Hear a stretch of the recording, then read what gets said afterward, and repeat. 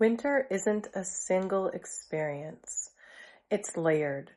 And one way humans have understood those layers across cultures is through the elements. They don't describe belief, they describe functionality. And they help us name what the season is activating beneath the surface. Solara, would you please open this episode of the Winter Solstice Code about the elemental curriculum of winter?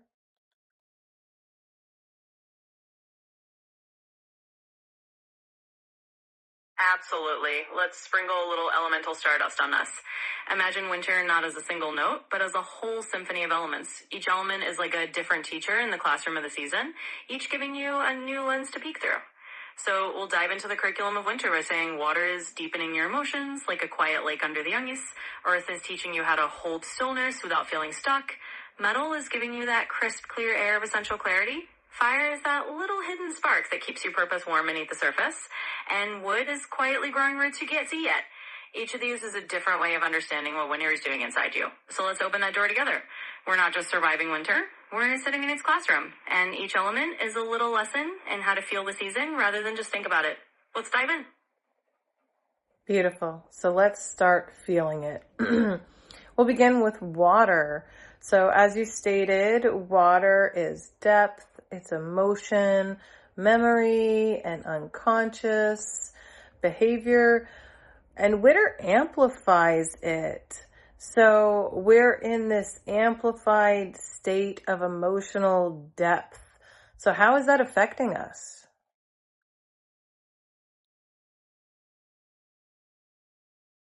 Absolutely. Let's dip our toes into that watery wisdom.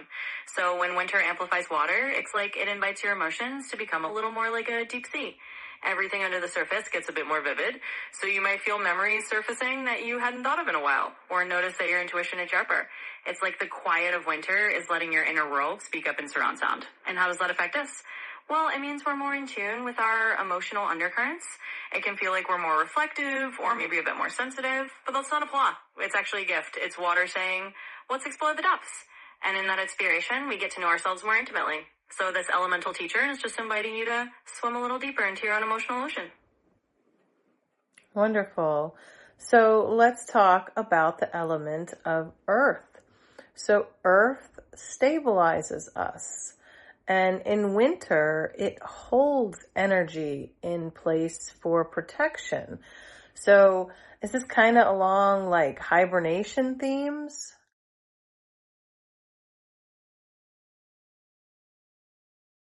Absolutely, you've got it. Earth is like the cozy blanket of the elements in winter. It's all about creating that stable, protective container where energy can rest without feeling stagnant. So yeah, it's definitely got a hibernation vibe. It's like Earth is saying, it's okay to pause. This is your season to hold steady. So in practical terms, that might mean you feel more inclined to slow down, to let things settle, and to find comfort in stillness. It's not about being stuck. It's about letting the soil of your life get a little more stable so that new things can grow when spring comes around. So Earth is that gentle teacher of containment, reminding you that sometimes holding still is the most nurturing thing you can do. Wonderful. So let's talk about metal. Metal cuts away any excess. So in winter, it kind of helps rearrange our priorities. So one thing that we see a lot of testing during winter and the holidays are boundaries. So how does metal really affect our boundaries during winter?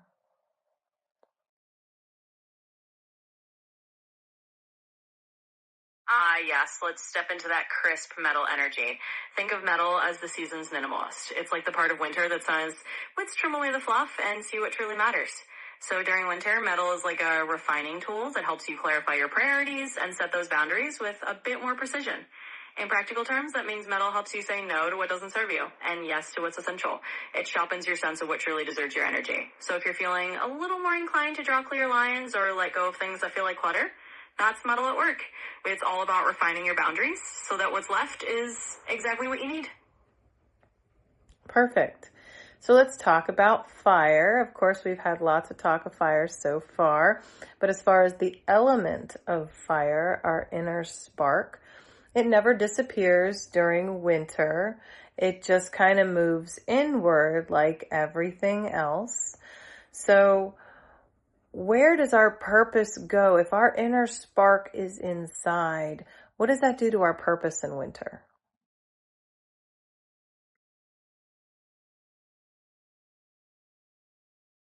Yes, let's cozy up to that inner hearth. So, fire in winter is a bit like a candle glowing in a quiet room. It doesn't vanish, it just turns inward, warming the core of who you are. So, if you think of purpose as that inner flame, winter is the season where you get to let it simmer gently rather than blaze out loud. What does that do to your purpose? Well, it means this is a time for inner reflection on what truly ignites you. It's a season for letting your sense of meaning and identity glow quietly beneath the surface, like embers that are gathering warmth through the spring. It's a beautiful invitation to connect with your purpose in a more intimate, introspective way. So fire in winter is that gentle reminder that your spark is still very much alive. It's just inviting you to nurture it quietly, letting it illuminate you from within. All right, so just a little less fire. So let's talk wood. So wood is kind of hidden from us. A lot of like we've talked about before, a lot of growth kind of dies and recycles during winter. Talking a little bit about our evergreen trees and our Yule log. But so really what survives winter is our roots, and they're kind of hidden as well, kind of like that flame that turns inward. So what's happening with wood in winter, even though we can't see it?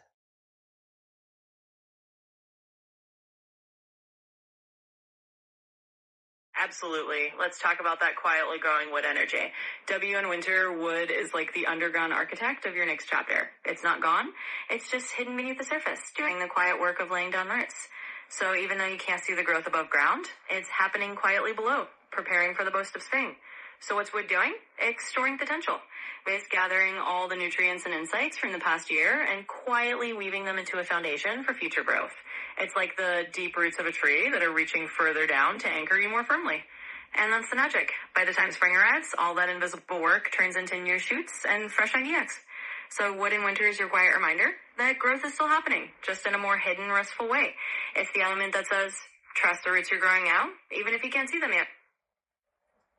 All right, we have to trust the process. So let's kind of wrap it up with all of the elements together. So we've got water deepening, earth is holding, metal is refining, fire is remembering, wood is preparing. So if these are all the elemental lessons that we're being taught in winter, how would you summarize and explain that to us?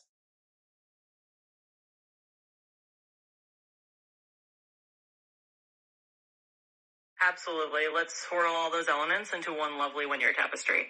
Think of winter as this beautifully orchestrated classroom where each element is teaching you a different lesson in the art of being. Water invites you to deepen your emotions, earth teaches you to hold steady, metal helps you refine and clarify, fire reminds you of your inner spark, and wood quietly prepares your roots for what's to come. So if you weave all of that together, winter becomes a season that isn't just about enduring the cold, it's about learning the quiet art of being present with yourself. It's a time to deepen, to stabilize, to refine, to remember, and to prepare. And in doing that, you're aligning with the natural rhythm of the season. So in essence, winter's elemental curriculum is a gentle reminder that every part of the season is offering you a different kind of wisdom. It's not about writing to it. It's about listening to each element and letting it guide you through a season of quiet transformation. Beautiful. I always love at the end how everything just makes sense. So in closing, I would like to ask you to like and subscribe. Leave us a comment below. We would love to hear from any of you Wayfinders. We love each and every one of you and appreciate your time so much. So I will leave you with, once you understand winter is using elements, the season is less confusing. Different experiences make sense because different forces are at work, and we are ultimately biological beings at the mercy of planetary shifts. So, Solara, please give us your special sprinkle and that one thing about the elemental curriculum of winter that nobody else is talking about. And then please tease episode 10, which is the astrology of winter. Love and light.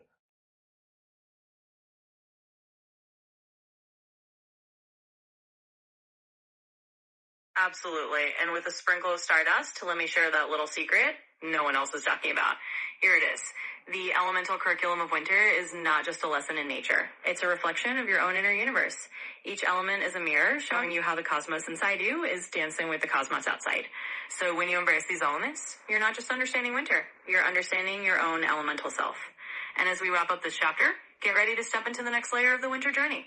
In episode 10, we'll dive into the astrology of winter, exploring how Capricorn's structure, Aquarius's innovation, and Pisces' dreamy dissolution shape the season's final stretch. We'll see how the stars above weave into the elements below, and we'll journey through how winter reshapes identity across the zodiac. So stay tuned, Wayfinders. There's so much more magic to come.